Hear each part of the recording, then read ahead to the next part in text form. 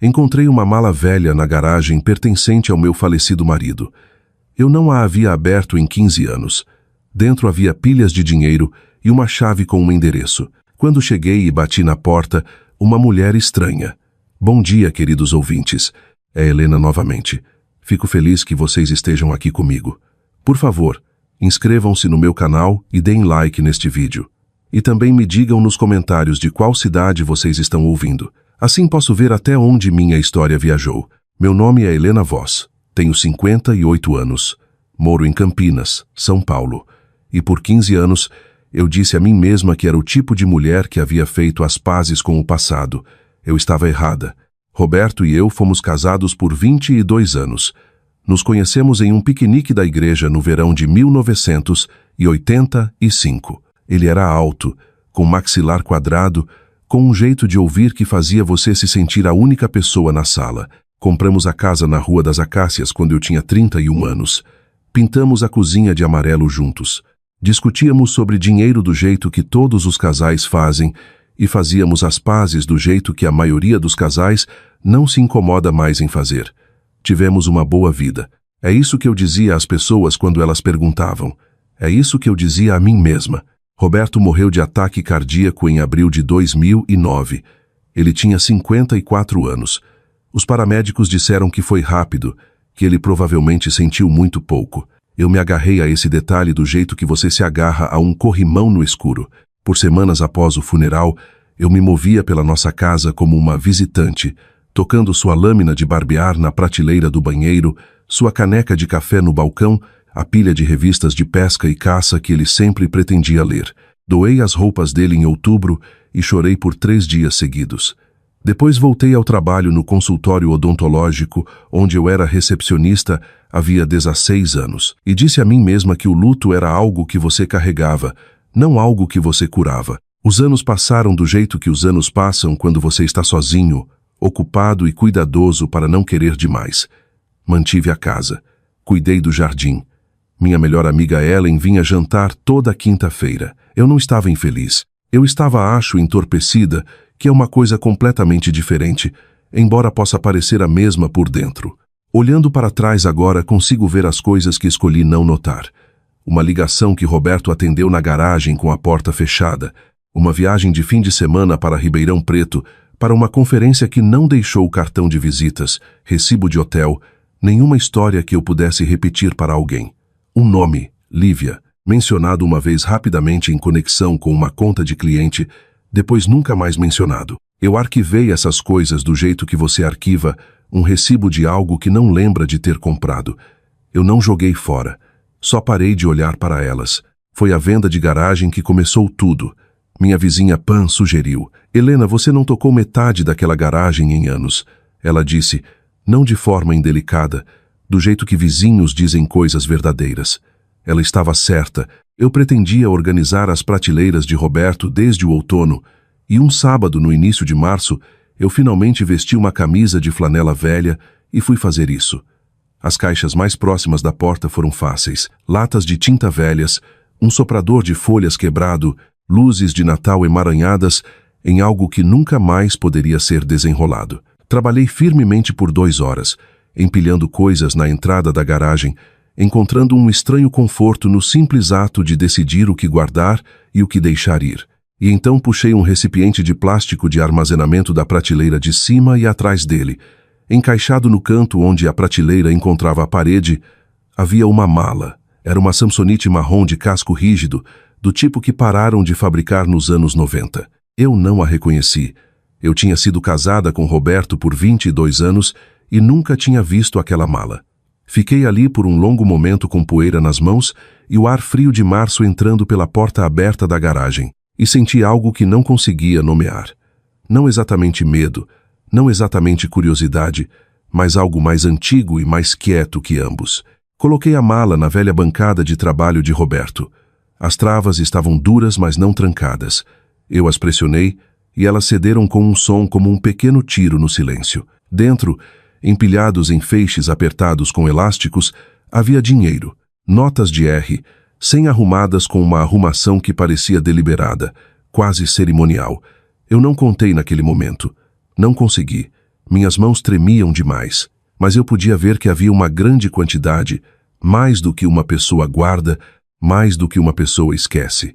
E abaixo da camada superior de notas, descansando plana contra o fundo da mala, havia uma chave de latão de aparência comum em um aro simples, e presa ao aro com um curto laço de arame, havia um pequeno cartão branco. No cartão, escrito na caligrafia de Roberto, aquela impressão inclinada cuidadosa que eu reconheceria em qualquer lugar, havia um endereço: 4417, Rua das Palmeiras, Ribeirão Preto. Eu nunca tinha ouvido falar daquele endereço, nunca tive motivo para ir a Ribeirão Preto. E Roberto estava morto havia 15 anos. Fiquei na garagem com a chave na palma da mão e a caligrafia do meu marido morto na minha frente, e fiz a mim mesma a pergunta que eu já sabia que não poderia desfazer. O que exatamente eu sabia sobre o homem com quem eu tinha sido casada? Não dormi aquela noite. Coloquei a mala no armário do meu quarto atrás dos casacos de inverno e tranquei a porta do quarto como se alguém pudesse vir buscá-la, o que era irracional porque eu morava sozinha. E a única pessoa que sabia que aquela mala existia era Roberto. E Roberto estava no chão no cemitério do Bosque, no lado leste da cidade. Fiquei deitada no escuro olhando para o teto e tentei pensar como uma mulher racional. O dinheiro. Eu me forcei a pensar no dinheiro primeiro porque era a coisa mais concreta, a coisa com as poucas explicações possíveis. De manhã, tirei a mala novamente e contei no balcão da cozinha com as cortinas fechadas. Feixe por feixe, nota por nota, minhas mãos tinham parado de tremer. Eu tinha passado do tremor para algo mais plano e mais frio. Quando terminei, o número estava na minha frente como um veredito. A. 411. R. 470 mil em dinheiro escondido na minha garagem pelo meu marido em uma mala que eu nunca tinha visto. Servi uma segunda xícara de café e fiquei muito quieta. Não éramos uma família rica. Roberto trabalhava como gerente de contas de nível médio em uma empresa regional de seguros. Trabalho estável, salário decente, nada que explicasse R. 470 mil em dinheiro não rastreável. Quando ele morreu, seu espólio era modesto. A casa, um plano de previdência com cerca de R. 300 mil, uma picape Chevrolet usada que vendi por R. 20 mil. Eu nunca questionei nada disso porque não havia nada para questionar. O testamento era simples. As contas estavam limpas. O advogado de inventário, um homem quieto chamado Garfield, que cheirava a tabaco de cachimbo, disse que tudo estava em ordem. Mas esse dinheiro não estava em ordem. Esse dinheiro estava em uma parede, em uma mala com uma chave e um endereço que Roberto aparentemente decidiu que nenhuma pessoa viva precisava saber. Pensei nos anos de o ano em que peguei turnos extras no consultório odontológico para podermos fazer uma viagem para o litoral em nosso 20-grau aniversário. Tudo isso enquanto R. 470 mil estavam a 10 metros de distância em uma mala Samsonite. A raiva veio então, limpa e inesperada como pisar no gelo, e eu me permiti senti-la porque achei que tinha merecido. Mas raiva não é um plano. Ao meio-dia, forcei-me a comer algo. Torrada, meia banana, e tomei uma decisão. Eu iria ao endereço no cartão. Não naquele dia, não naquela semana. Eu me daria tempo para pensar, mas eu iria. O que quer que Roberto tivesse escondido no 4417 Rua das Palmeiras, eu tinha o direito de saber. Eu tinha sido sua esposa. Eu tinha sentado na primeira fila em seu funeral. Eu tinha recebido as condolências dos amigos dele e agradecido e falado sério. Eu tinha lamentado por ele honestamente e completamente, e o que quer que ele tivesse feito pelas minhas costas, eu merecia a verdade. A primeira coisa que fiz foi prática. Fotografei cada feixe de dinheiro com meu telefone antes de colocá-lo de volta. Depois fotografei a chave e o cartão frente e verso. Depois pesquisei o nome de Roberto e o endereço juntos online e não encontrei nada. Pesquisei o endereço sozinho e encontrei uma listagem de propriedade de 2011. Uma casa pequena, 2 quartos, avaliada em cerca de R. 600 mil. Proprietário listado como um trust, com um nome que eu não reconhecia. Trust, família Mendes. Menes. O nome não significava nada para mim. Eu anotei. A segunda coisa que fiz foi ligar para Ellen. Não para contar tudo, ainda não, mas porque precisava ouvir uma voz amigável. e porque Ellen era a pessoa mais sensata que eu conhecia. Contei a ela que tinha encontrado alguns papéis antigos de Roberto que me confundiram e que estava pensando em ligar para um advogado. Ela disse que parecia sábio. Ofereceu vir. Eu disse que estava bem. Depois que desliguei, fiquei com o telefone na mão por um longo tempo olhando para a palavra que tinha escrito no bloco à minha frente. Mendes. Pensei nas ligações na garagem. Pensei na viagem para Ribeirão Preto. Pensei no nome Lívia, mencionado uma vez e nunca mais. Meu plano, quando finalmente tomou forma, era simples. Passo 1. Dirigir para Ribeirão Preto. Não ligar antes. Não me anunciar. Apenas dirigir até lá, estacionar na rua e observar. Ver como a casa era. Ver quem entrava e saía. Reunir informações antes de fazer qualquer coisa que não pudesse ser desfeita.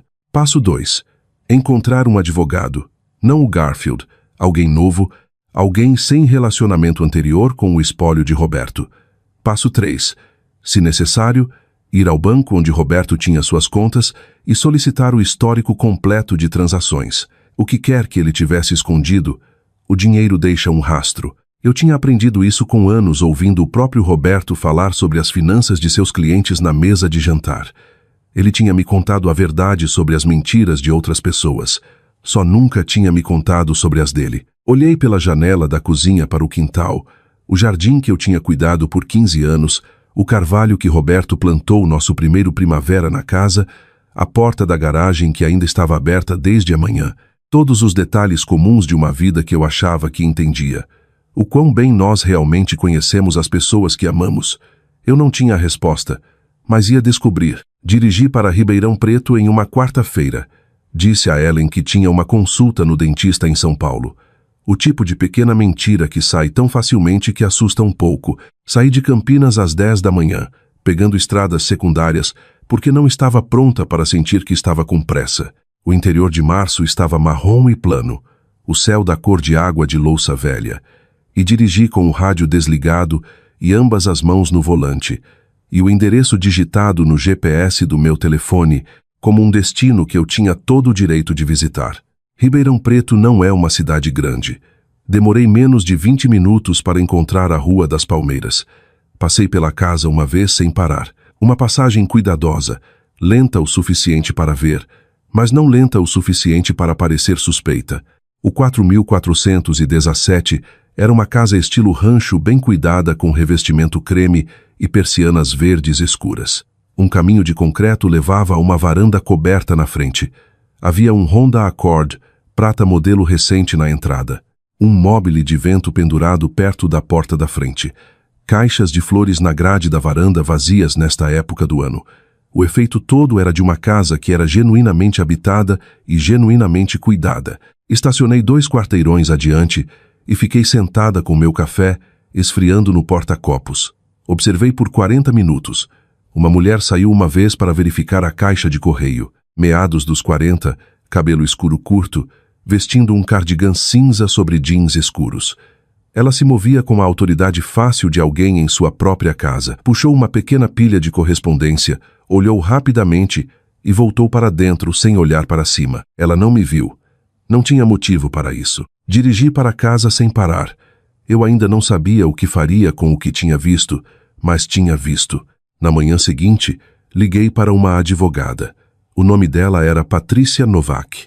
Uma colega no consultório odontológico a havia usado 2 anos antes em uma disputa de propriedade e a descreveu como minuciosa, calma e não com medo de pressionar. Era exatamente o que eu precisava. Marquei uma consulta para sexta e disse à recepcionista que era sobre assuntos de espólio. O escritório de Patrícia Novak ficava no 4º andar de um prédio no centro. Ela estava no final dos 40, com óculos de leitura empurrados para cima na cabeça e a expressão focada de alguém que cobrava por hora e pretendia ganhar. Sentei-me do outro lado de sua mesa e coloquei as fotografias do dinheiro na mesa, depois as fotografias da chave e do cartão, depois a impressão da listagem de propriedade do Trust Família Mendes. Ela olhou para tudo sem tocar. Depois olhou para mim. "Conte-me tudo", ela disse. "Não edite." Então eu contei. Ela fez perguntas que eu não tinha pensado em fazer a mim mesma. Eu tinha certeza de que o dinheiro estava na garagem antes da morte de Roberto. Alguém mais teve acesso à garagem nos 15 anos intermediários? Eu tinha recebido algum contato de alguém conectado a um trust ou espólio em nome de Roberto desde a morte dele? Roberto alguma vez mencionou Ribeirão Preto? A resposta para todas era não, exceto uma. Cerca de 6 meses após Roberto morrer, eu tinha recebido uma carta. Eu quase tinha esquecido. Era de um escritório de advocacia que eu não reconhecia, afirmando que Roberto tinha uma conta pessoal em uma instituição financeira em São Paulo e pedindo que eu entrasse em contato para discutir sua disposição. Eu estava profundamente no luto, e a carta tinha parecido mais uma coisa burocrática para lidar. E liguei para o número, e o homem no telefone, educado, profissional, me disse que a conta já havia sido fechada e os fundos dispersos conforme instruções prévias do titular da conta. Eu aceitei isso. Não fiz perguntas. A expressão de Patrícia Novak não mudou, mas ela anotou algo. "Você tem aquela carta?" perguntou. "Acho que sim", eu disse. "Em uma caixa em algum lugar." "Encontre-a", ela disse, "e não fale com ninguém sobre isso ainda. Nenhuma família, nenhum amigo." Dirigi para casa com uma sensação estranha no peito. Não exatamente alívio, não exatamente pavor, algo entre os dois. Algo que parecia uma porta se abrindo. Encontrei a carta naquela noite na terceira caixa que procurei no armário do quarto de hóspedes. O cabeçalho do escritório de advocacia dizia Mendes e Carvalho, advogados, São Paulo. Sentei-me na beira da cama de hóspedes e segurei a carta e senti o mundo inclinar levemente em seu eixo. Mendes, o mesmo nome do trust que possuía a casa de Ribeirão Preto. Eu tinha segurado essa carta nas mãos 15 anos atrás, e ela não tinha significado nada para mim. Agora significava tudo. Liguei para o escritório de Patrícia Novak na manhã seguinte e deixei uma mensagem com a assistente dela. Naquela tarde, Patrícia retornou a ligação. Fiz algumas pesquisas preliminares. Ela disse sem preâmbulo. O Trust Família Mendes foi estabelecido em 2004. Roberto Voss está listado como co-instituidor. O ano era 2004. Roberto e eu tínhamos sido casados por 19 anos. Ele estava vivo. Ele estava sentado à minha frente na mesa de jantar, perguntando como tinha sido o meu dia. A beneficiária principal do Trust, Patrícia, continuou. Está listada como Lívia Mendes. Lá estava. O nome que eu tinha ouvido uma vez 15 anos atrás em conexão com uma conta de cliente. Não um cliente, uma mulher. Uma mulher com um trust e uma casa e um mobile de vento na porta da frente e uma vida que meu marido aparentemente tinha ajudado a construir enquanto eu pegava turnos extras para pagar nossa viagem de aniversário para o litoral. Por quanto tempo uma pessoa olha para o outro lado, antes de olhar para o outro lado, se tornar escolher não ver? Eu não chorei. Eu tinha, acho, já usado aquela resposta particular. O que senti em vez disso foi a certeza fria e esclarecedora de alguém que finalmente encontrou a pergunta que se encaixa em todas as respostas. Disse a Patrícia para prosseguir. Este era o ponto sem retorno, e eu sabia, e cruzei sem hesitar. Patrícia se moveu rapidamente uma vez que dei o sinal verde. Em uma semana, ela havia protocolado uma petição formal no Tribunal de Probate do Condado de Campinas para reabrir o espólio de Roberto com base em ativos não divulgados. Ela também havia submetido um pedido à Divisão de Instituições Financeiras de São Paulo para registros relacionados à conta de São Paulo referenciada na carta de Mendes e Carvalho. Era, ela explicou, uma rede deliberadamente ampla. Ainda não sabíamos a forma completa do que Roberto tinha escondido, mas a maquinaria legal, uma vez colocada em movimento, era difícil de parar. Continuei minha vida comum e esperei. A ligação veio em uma quinta-feira à noite, 11 dias após eu ter sentado pela primeira vez à mesa de Patrícia. Número desconhecido. Quase não atendi. Sara, voz. Uma voz de homem. Suave, cuidadosamente neutra. A voz de alguém treinado para soar razoável. Meu nome é Marcos Mendes. Acredito que a senhora tem feito indagações sobre uma propriedade em Ribeirão Preto. Acho que deveríamos conversar. Meu coração bateu forte contra as costelas, mas mantive a voz uniforme. Senhor Mendes, minha advogada pediu que eu entrasse em contato. Entendemos que isso pode ser confuso para a senhora. Há aspectos dos assuntos de Roberto que não foram totalmente divulgados na época da morte dele. Gostaríamos da oportunidade de explicar. Tenho uma advogada, eu disse. Qualquer comunicação deve passar por ela. Uma pausa. Quando ele falou novamente, a razoabilidade tinha afinado ligeiramente. Sro, vos? Eu encorajaria fortemente a senhora a não deixar isso se complicar. A propriedade em Ribeirão Preto é legalmente mantida em trust. O dinheiro que a senhora encontrou, bem, é uma questão aberta de onde aquele dinheiro se originou. E perguntas como essa tendem a ir em direções inesperadas quando os tribunais se envolvem. Eu entendi perfeitamente. Ele estava sugerindo que eu talvez não quisesse que oficiais examinassem a origem daquele dinheiro muito de perto, que talvez parte dele tivesse origens que me envergonhariam, que eu deveria aceitar qualquer arranjo quieto que ele estava prestes a oferecer e ser grata. O nome da minha advogada é Patrícia Novak, eu disse. O número do escritório dela está listado publicamente. Boa noite, Sr. Mendes. Desliguei e fiquei tremendo por 5 minutos. Depois liguei para Patrícia. Eles fizeram contato. Contei a ela. Eu esperava que fizessem, ela disse. Ela estava imperturbável. O que ele disse? Recitei a ligação o mais precisamente possível. Patrícia escutou sem interromper. E quando terminei, ela disse: ele insinuou que a proveniência do dinheiro poderia causar exposição legal para você. Sim, isso é uma ameaça vazia. A menos que você tenha participado de ocultá-lo, você não tem responsabilidade. Você encontrou.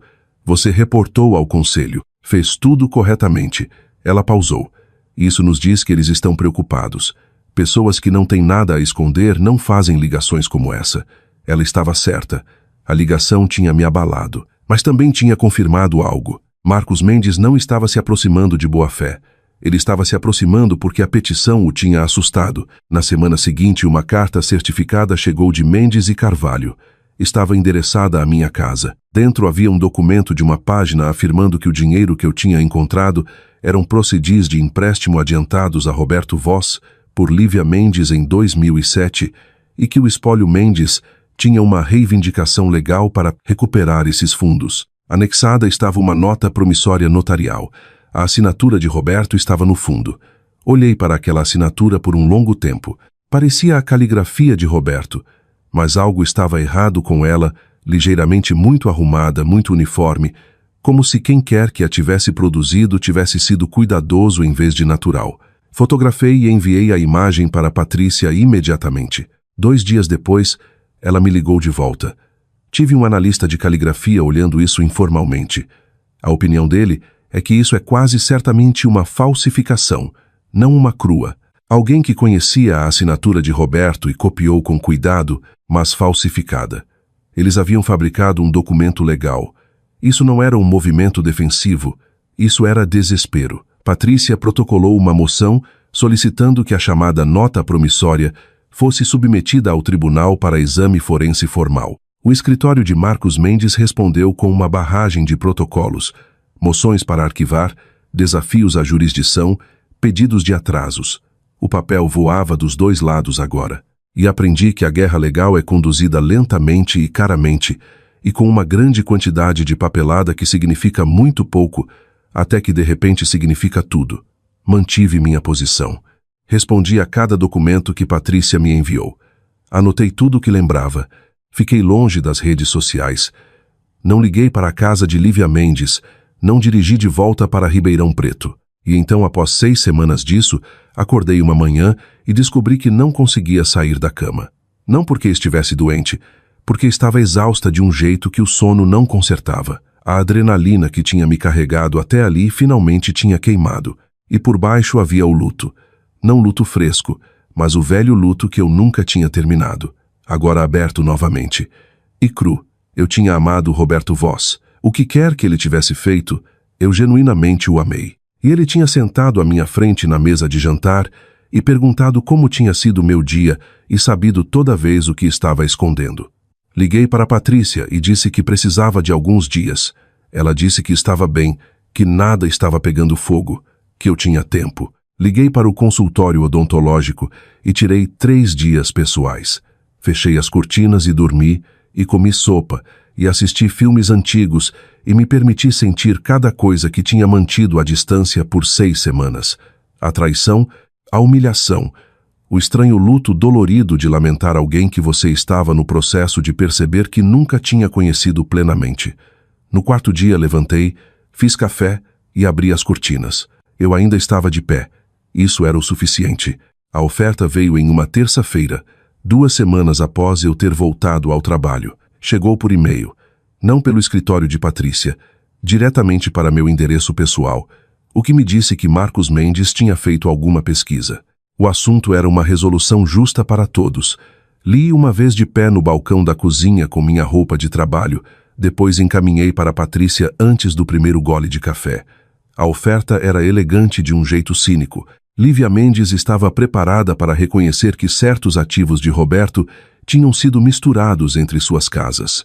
Em troca de Helena Voss retirar todos os procedimentos legais e assinar uma liberação completa, Lívia estava oferecendo um pagamento único de R$ 150 mil e título claro da casa na Rua das Acácias, que Marcos notou ser tecnicamente um ativo que poderia entrar em escrutínio renovado se o espólio fosse totalmente litigado novamente. Aquela última parte era o gancho. Ele estava sugerindo com a indireta cuidadosa de um advogado que se eu continuasse lutando, eu poderia acabar perdendo a casa em que tinha vivido por 30 anos. Ele estava apostando que a ameaça de perder minha casa me quebraria. Fiquei com o e-mail por um dia inteiro antes de ligar para Patrícia. "O que você acha?" ela perguntou. "Acho que ele está blefando", eu disse. "Também acho. Sua propriedade da casa na Rua das Acácias está limpa. O nome de Roberto foi removido da escritura em um refinanciamento padrão em 2006. É sua, livre e clara. Ou ele não sabe disso, ou espera que você não saiba." Uma pausa. "Eles estão oferecendo R$ 150 mil para fazer um problema de R$ 470 mil desaparecer. Isso diz o quão preocupados eles estão. O que uma mulher faz quando alguém oferece dinheiro para ela parar de fazer perguntas?" Eu tinha uma resposta. Ela recusa. Instruí Patrícia a enviar uma resposta formal. "Não aceitamos e não consideraríamos acordos neste momento." Patrícia redigiu com a neutralidade específica da correspondência legal, que é seu próprio tipo de frio. Depois disso, nada aconteceu por 3 semanas. Aquele silêncio era de certa forma mais difícil do que a atividade tinha sido. Quando Marcos estava ligando e protocolando moções, eu sabia onde ele estava e o que estava fazendo. O silêncio significava que ele estava esperando, observando, decidindo sua próxima abordagem. Eu sentia isso do jeito que você sente olhos nas suas costas em uma sala vazia. Encontrei-me verificando meu carro no estacionamento antes de entrar, olhando 2 vezes para veículos desconhecidos na minha rua, verificando as trancas antes de dormir com mais cuidado do que o usual. Não exatamente paranoia, algo mais como consciência elevada, a alerta particular de uma pessoa que aprendeu que nem todas as ameaças vêm anunciadas. Foi Ellen quem me salvou do pior disso. Eu a tinha mantido a uma distância cuidadosa nas primeiras semanas, seguindo o conselho de Patrícia. Mas Patrícia tinha dito, sem família, sem amigos no contexto de não deixar informação vazar para o outro lado. Ellen não era nem família, nem um vazamento. Ela era a pessoa mais confiável que eu conhecia, e eu estava solitária de um jeito específico que só uma amiga pode abordar. Contei tudo a ela em uma quinta-feira à noite sobre massa e vinho na mesa da cozinha dela. Tudo. A mala, o dinheiro, Lívia Mendes, a nota promissória falsificada, os e-mails. Contei do jeito que você conta uma longa história quando esteve carregando sozinha por tempo demais em um jorro que se torna mais ordenado conforme você vai. Ellen escutou sem interromper até eu terminar. Depois ficou quieta por um momento e então disse, "Helena, ele não merecia você. Nunca mereceu você." Era uma coisa tão simples de dizer, e acertou em algum lugar profundo e necessário, do jeito que coisas simples e verdadeiras fazem. "Não tenho certeza se me importo mais se ele me merecia." Eu disse, "Me importo com o que é meu." Ellen ergueu o copo. "Então vamos garantir que você consiga." Ela não ofereceu conselho ou estratégia. Esse era o domínio de Patrícia. O que Ellen ofereceu foi a coisa que a estratégia não pode fornecer. O lembrete de que eu era uma pessoa, não apenas uma autora. Ela ficou comigo por 4 horas naquela noite. Falamos sobre Roberto, o Roberto real, o complicado, o homem que tinha sido genuinamente engraçado e genuinamente gentil de certas formas e genuinamente desonesto de outras. Falamos sobre os 22 anos de casamento e o que deles era real e o que deles eu agora era obrigada a reavaliar. Falamos sobre Lívia Mendes, que nenhuma de nós conhecia, que talvez também tivesse sido enganada de formas que nenhuma de nós podia mapear plenamente. Dirigi para casa depois da meia-noite e pela primeira vez em 2 meses não verifiquei as trancas 2 vezes. O caso estava prosseguindo. Patrícia era minuciosa. A análise de caligrafia estava em processo. O pedido de registros financeiros tinha produzido documentos parciais que eram, Patrícia disse, sugestivos. Eu não ia receber uma oferta de acordo, ia receber um acerto de contas. Fui para a cama e dormi 8 horas sem acordar. Ela veio à minha casa em um sábado de manhã em maio. Lívia Mendes. Eu estava no jardim quando ouvi o carro. Levantei, tirei as luvas de jardinagem e observei um Honda Accord prata, o mesmo da entrada da garagem de Ribeirão Preto, parar no meio-fio na frente da minha casa. Lívia saiu sozinha. Estava vestindo um blazer bege sobre uma blusa branca, calças escuras, saltos baixos. Parecia pessoalmente uma mulher que tinha feito um esforço. Seu cabelo escuro estava arrumado. Sua expressão enquanto subia o caminho estava arranjada em algo destinado a transmitir abertura, até calor. Eu não me movi na direção dela. Fiquei na beira do jardim e esperei. "Será a voz", ela disse. Parou a alguns metros de distância, deixando espaço entre nós, o que reconheci como uma escolha deliberada. A linguagem corporal de alguém que tinha pensado nesse encontro e se preparado para ele. "Sei que sou a última pessoa que você esperava. Desculpe por aparecer sem avisar. Você deveria ter passado pela minha advogada", eu disse. "Eu sei. Eu só." Ela expirou, olhou brevemente para as mãos. "Pensei que se fôssemos só nós duas, mulher para mulher, poderíamos falar mais honestamente. Mulher para mulher." A frase caiu com uma qualidade particular. Eu a tinha ouvido antes em várias versões de várias pessoas que queriam algo de mim e esperavam que um apelo à identidade compartilhada baixasse minha guarda. Mantive minha expressão neutra. "Sobre o que você gostaria de falar, Sirta?" "Mendes." Ela olhou diretamente para mim então. Seus olhos eram castanhos, firmes, cuidadosamente compostos. "Sei como parece. Sei o que você deve pensar de mim. Mas Roberto me contou sobre você. Ele disse que você era prática, racional, que não deixava a emoção nublar seu julgamento. Notei o que ela estava fazendo, me bajulando com o suposto elogio do meu marido morto, recrutando-o como testemunha póstuma para sua posição. Senti o puxão disso, a estranha resposta involuntária, ao ouvir a voz de Roberto filtrada pelas palavras de outra pessoa, e me mantive firme contra isso. "Ele me contou muitas coisas também", eu disse. Algo cruzou o rosto dela, não exatamente culpa, algo mais complexo. Ela mudou de abordagem. "Os procedimentos legais vão custar muito para ambas. Você sabe que Marcos diz que pode durar anos, anos de depoimentos, de registros financeiros sendo examinados, Ela pausou, coisas sendo tornadas públicas que podem ser dolorosas para todos. Lá estava, o segundo ângulo, o aviso de que litígio prolongado significava exposição, da vida dupla de Roberto, das humilhações do meu casamento, de coisas que poderiam me envergonhar publicamente. Ela estava apostando que meu orgulho, minha privacidade, meu desejo de proteger o que restava da reputação do meu casamento seria suficiente para me fazer ceder. Pensei nos R$150 mil que eles tinham oferecido. Pensei na nota promissória falsificada. Pensei na voz de Patrícia dizendo: "Eles estão preocupados." "Sirta Mendes", eu disse. "Não tenho medo da verdade se tornando pública. Eu não criei esta situação. Roberto criou. O que quer que saia no curso destes procedimentos é o legado dele, não meu." A compostura dela rachou ligeiramente, só nas bordas, só o suficiente. "Ele se importava com você, Helena. O que quer que você pense, ele. Por favor, não me diga o que meu marido sentia", eu disse calmamente. "Você não tem esse direito." O calor saiu do rosto dela de uma vez, como uma luz sendo desligada. O que o substituiu foi algo mais antigo e menos gerenciado. Frustração. E por trás da frustração, algo que parecia muito com medo. "Você está cometendo um erro", ela disse.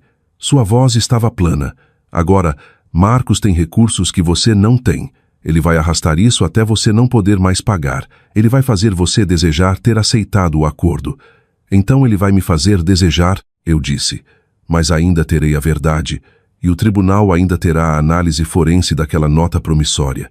Ela sustentou o meu olhar por mais alguns segundos. Depois virou e caminhou de volta para o carro sem outra palavra. O Honda saiu do meio-fio e desapareceu na esquina. Fiquei no jardim por um longo tempo. Minhas mãos, notei, tremiam ligeiramente. Não de fraqueza, pensei, mas do esforço sustentado de me manter sob controle. Eu tinha tido medo durante aquela conversa, não de Lívia em si, mas da coisa que ela representava, a possibilidade de que Marcos Mendes tivesse recursos que eu não pudesse igualar, que ele pudesse transformar o processo legal em um instrumento de exaustão, que eu eventualmente ficasse sem dinheiro e tempo e disposição antes dele. Mas o medo, quando o examinei honestamente, não era razão para parar. Era, na verdade, informação. Eles a tinham enviado pessoalmente porque a estratégia legal não estava funcionando. Ela tinha vindo à minha casa em um sábado de manhã sem aviso, sem o irmão, porque os canais formais tinham falhado em me mover. Isso não era o comportamento de pessoas confiantes, era o comportamento de pessoas que estavam ficando sem jogadas. Entrei, lavei as mãos e liguei para a Patrícia. Ela veio à minha casa, eu disse. Uma pausa. Pessoalmente. Sim. Outra pausa. Esta com uma qualidade diferente. Isso, Patrícia disse, é um presente. A audiência foi agendada para uma quinta-feira em julho. Tribunal do Condado de Campinas, Sala 4B, 9 da manhã. Patrícia tinha me dito para vestir simplesmente. Falar só quando direcionada. Deixar ela lidar com a sala. Usei um blazer cinza e sapatos baixos e trancei meu cabelo para trás do jeito que fazia quando era menina, porque parecia uma versão de mim que sabia como ser firme. Marcos Mendes chegou com 2 associados. Era mais jovem do que eu tinha imaginado, meados dos 40, terno bem cortado, o tipo de confiança física que vem de anos, sendo dito que você é a pessoa mais inteligente na sala. Lívia sentou na galeria, não na mesa. Estava vestindo preto, o que me impressionou mesmo então como uma escolha estranha. O assunto perante o tribunal naquela manhã era tríplice: a petição para reabrir o espólio de Roberto, a determinação forense quanto à nota promissória e a origem dos R$ 470 mil. Patrícia apresentou primeiro. Ela tinha construído o caso com a minúcia metódica em que eu tinha passado a confiar. O perito em caligrafia, um examinador de documentos forenses certificado de São Paulo, testemunhou que a nota promissória apresentava múltiplos indicadores de falsificação, pressão de pena inconsistente, desvios de forma de letra inconsistentes com amostras conhecidas da assinatura de Roberto e camadas microscópicas de tinta, sugerindo que a assinatura tinha sido aplicada em uma única sessão em vez de naturalmente. Seu nível de confiança era 92%. Ele tinha testemunhado em tribunal 47 vezes. Não foi abalado pelo contra-interrogatório de Marcos. Depois vieram os registros financeiros. Patrícia havia obtido por ordem judicial históricos completos de transações da conta de São Paulo, referenciada na carta de Mendes e Carvalho. A conta tinha sido aberta em nome de Roberto em 2003. Entre 2003 e 2009, depósitos regulares tinham sido feitos nela, quantias variando de ejo, 100 mil AR, 40 mil, sempre em dinheiro, sempre em intervalos de 4 a 6 semanas. O total depositado ao longo de 6 anos era pouco menos de R$ 1.500.000. A conta tinha sido esvaziada e fechada 11 dias após a morte de Roberto. As retiradas, todas em dinheiro, tinham sido feitas por uma única pessoa usando uma procuração notarial assinada por Roberto em 2007. O nome na procuração era Marcos Mendes. A sala do tribunal ficou quieta quando Patrícia leu aquela última frase. Observei o rosto de Marcos. Ele tinha estado composto ao longo da manhã à maneira de um homem que passou anos em tribunais e aprendeu a não reagir. Mas ao som de seu próprio nome conectado àquela procuração, algo se moveu atrás de seus olhos. Um recálculo rápido como um jogador de xadrez, percebendo 2 jogadas tarde demais que o tabuleiro está perdido. O Trust Família Mendes, Patrícia continuou, foi estabelecido com fundos retirados diretamente dessa conta. A propriedade de Ribeirão Preto, comprada em 2004, foi financiada em parte por aqueles mesmos fundos. Roberto Voss era um co-instituidor daquele trust, sim, mas não era o autor deste arranjo. Os registros financeiros indicam um padrão consistente com coerção sistemática, especificamente evidência de que o senhor Mendes usou sua posição como detentor de procuração para converter ativos pertencentes ao espólio primário do senhor Voss e canalizá-los para instrumentos que beneficiavam a si mesmo e sua irmã. Marcos estava de pé. Meritíssima, isso é uma caracterização sem suporte por. O juiz disse sem olhar para cima de suas anotações. Você terá sua oportunidade. Ele sentou. Seus dois associados trocavam olhares. Quando chegou a vez de Marcos, ele estava menos suave do que tinha sido no início da manhã. Desafiou a metodologia do perito em caligrafia. Argumentou que a procuração tinha sido executada legalmente e que as retiradas de seu cliente eram autorizadas. Produziu correspondência entre Roberto e Lívia, que alegava demonstrar um arranjo financeiro voluntário contínuo. Patrícia o deixou terminar.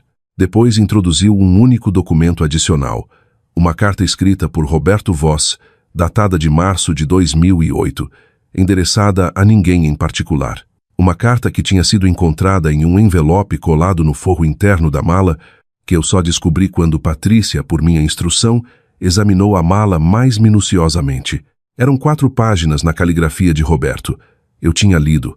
Não leria novamente, não por completo, mas certas passagens tinham sido submetidas ao tribunal, e Patrícia as leu agora na mesma voz calma, factual que usava para tudo. Roberto escreveu que tinha cometido um erro, que o que tinha começado como um caso tinha se tornado algo mais, uma situação da qual não conseguia sair porque Marcos detinha alavancagem financeira sobre ele. Registros de uma irregularidade fiscal do início da carreira de Roberto, que Marcos tinha descoberto e mantido em reserva. O dinheiro que Roberto tinha acumulado ao longo dos anos tinha sido sua tentativa de construir uma reserva privada.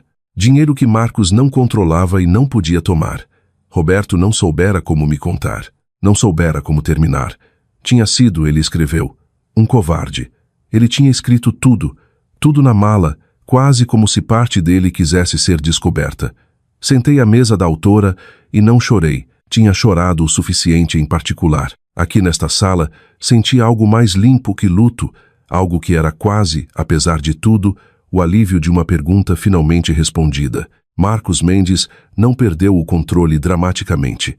Era prático demais para isso, mas tropeçou durante seus comentários subsequentes, repetiu-se, contradisse um ponto que tinha feito antes sobre a linha do tempo, estalou uma vez para Patrícia, de um jeito que o juiz notou em voz alta. Lívia na galeria tinha pressionado ambas as mãos planas contra as coxas e olhava para um ponto acima da cabeça do juiz, como se estivesse vendo algo que ninguém mais podia ver.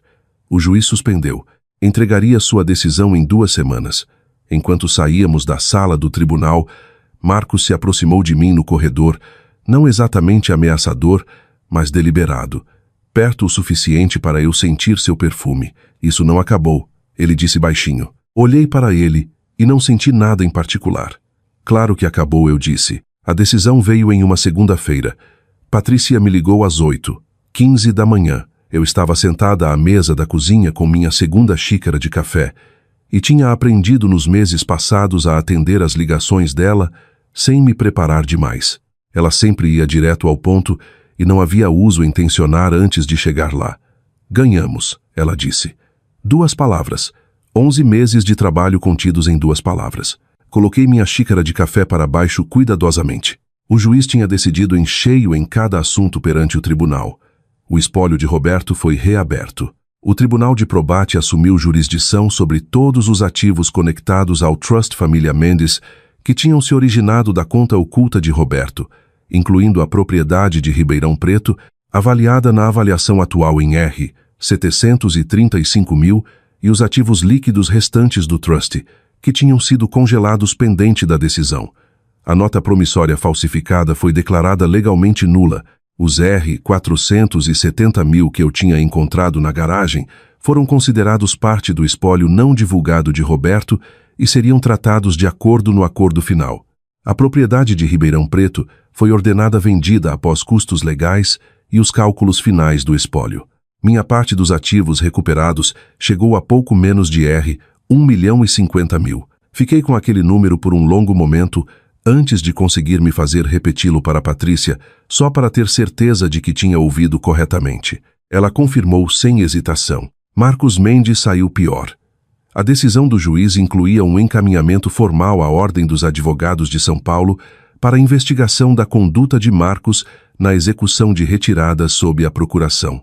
O encaminhamento cobria potenciais violações de dever fiduciário, possível fraude e a submissão de um documento, a nota promissória, que o tribunal tinha encontrado ser uma falsificação. Encaminhamentos à ordem não terminam carreiras automaticamente, mas não são coisas pequenas. São assuntos de registro público. Seguem uma pessoa.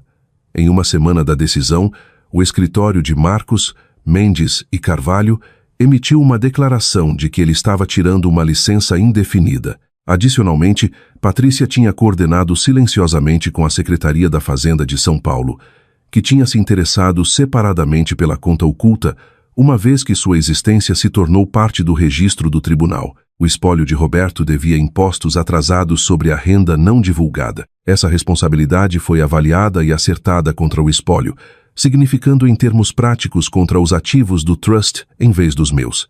Fui ao escritório de Patrícia para assinar os documentos finais do acordo em uma quinta-feira à tarde. Ela se levantou quando entrei, o que nunca tinha feito antes, e ofereceu a mão. Você manteve sua posição quando muitas pessoas não teriam, ela disse. Tive uma boa advogada, eu disse a ela. Ela sorriu. Uma real, não a versão profissional. Você teve isso também. Dirigi para o cemitério no caminho de casa, cemitério do Bosque, lá do leste de Campinas, a parte quieta onde as sepulturas mais antigas estão. Estacionei e caminhei até a pedra de Roberto. Granito cinza simples, o nome e datas dele e nada mais, porque não tinha conseguido pensar nas palavras certas na época. Fiquei ali por um tempo. A tarde estava quente e quieta, e a grama estava grossa da chuva de verão. Tinha pensado que poderia estar com raiva parada ali. Tinha pensado que poderia sentir o velho luto, afiado por tudo que agora sabia. Mas o que senti foi mais complicado e mais quieto que qualquer um daqueles. Roberto tinha sido um homem que fez uma escolha terrível e depois faltou coragem para a desfazer.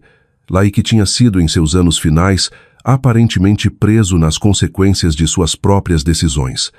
Ele tinha me amado. Eu ainda acreditava parcialmente, imperfeitamente, ao lado de algo mais que ele nunca deveria ter permitido começar. Sua carta não o absolvia, mas o explicava. Uma explicação não é nada. Encontrei a mala. Eu disse em voz alta para a pedra. Parecia importante dizer, para fechar o ciclo. Dirigi para casa, e quando virei para a Rua das Acácias, a casa parecia a mesma de sempre. A cozinha amarela atrás da janela da frente, o carvalho que Roberto plantou, o jardim que eu tinha cuidado por 3 décadas meu. Não porque ninguém tinha tentado tomar, porque eu não deixei. Entrei e liguei para Ellen. Está feito, eu disse. Ela chorou um pouco. Deixei. Depois ela perguntou se podia vir e eu disse sim. E abri uma garrafa de vinho que tinha guardado sem saber para o que estava guardando. Agora eu sabia. Isso foi 3 anos atrás. Agora tenho 58 anos. Moro em uma casa na Rua das Acácias, em Campinas, São Paulo, e a cozinha ainda é amarela porque decidi que gostava assim. O carvalho teve bons anos. Deu mais folhas do que eu me lembro de ter visto nesta última primavera, como se finalmente estivesse recebendo luz suficiente. Com o dinheiro do acordo, fiz 3 coisas.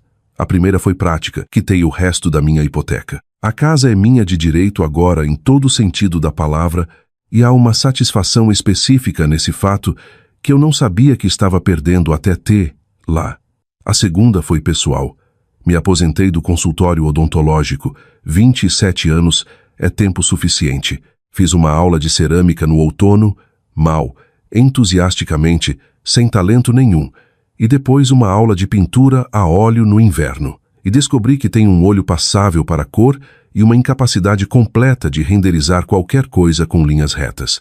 Meu instrutor de pintura, um homem alegre chamado Graham, me assegurou que isso não é uma falha desqualificante. A terceira foi algo em que pensei por um longo tempo. Comecei um pequeno programa de alfabetização financeira no centro comunitário, sábado de manhã de graça, direcionado principalmente a mulheres recém-viúvas e recém-divorciadas e mulheres que tinham passado seus casamentos sem entender plenamente o quadro financeiro de suas próprias casas. Não sou uma consultora financeira, não sou advogada, mas tenho um tipo particular de conhecimento agora e pareceu errado não usá-lo. As mulheres que vêm às sessões de sábado são principalmente mulheres como eu era, confiantes, competentes em seus próprios domínios, ligeiramente envergonhadas de admitir que havia aspectos de suas vidas financeiras compartilhadas que não entendiam. Digo a elas que a vergonha é a armadilha.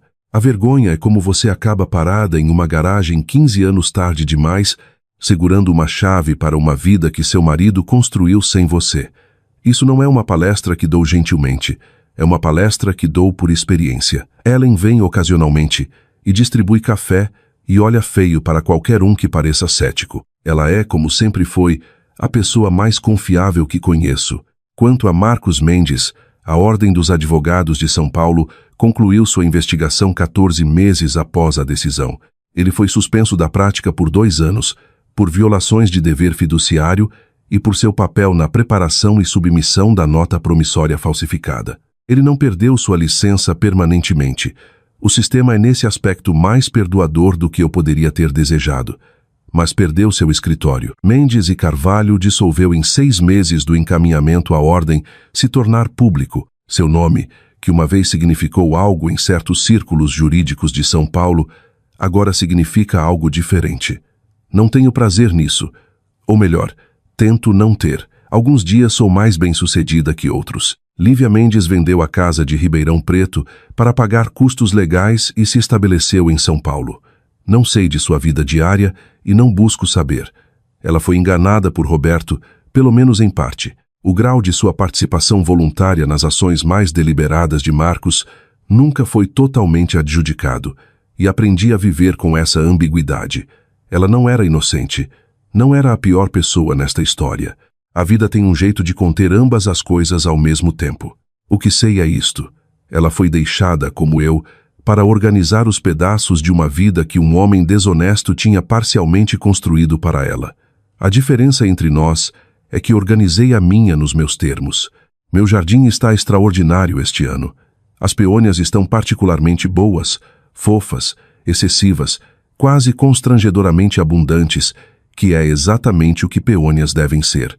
Cortei um buquê para Ellen na semana passada e ela colocou em um vaso azul no balcão da cozinha dela e me enviou uma fotografia. Olho para aquela fotografia às vezes e penso em quanto teve que acontecer para eu chegar a esta tarde de quinta-feira particular.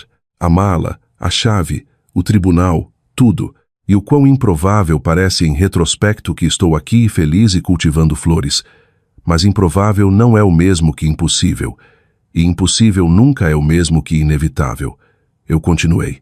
Isso no final é o todo disso. Se há uma lição em tudo isso, não é sobre maridos ou malas ou dinheiro escondido em garagens. É mais simples que isso e mais antigo. Conheça sua própria vida. Conheça a forma financeira dela, a forma legal dela, a forma do que é seu e o que é devido e o que foi prometido. Não porque você desconfia das pessoas que ama, mas porque o amor sozinho não é um documento. O amor não se sustenta no tribunal de probate. Eu era uma mulher confiante. Ainda sou uma mulher confiante. Sou simplesmente não mais uma cega. O que você teria feito parada naquela garagem, chave na mão? Eu adoraria saber. Deixe sua resposta nos comentários. E se a história ficou?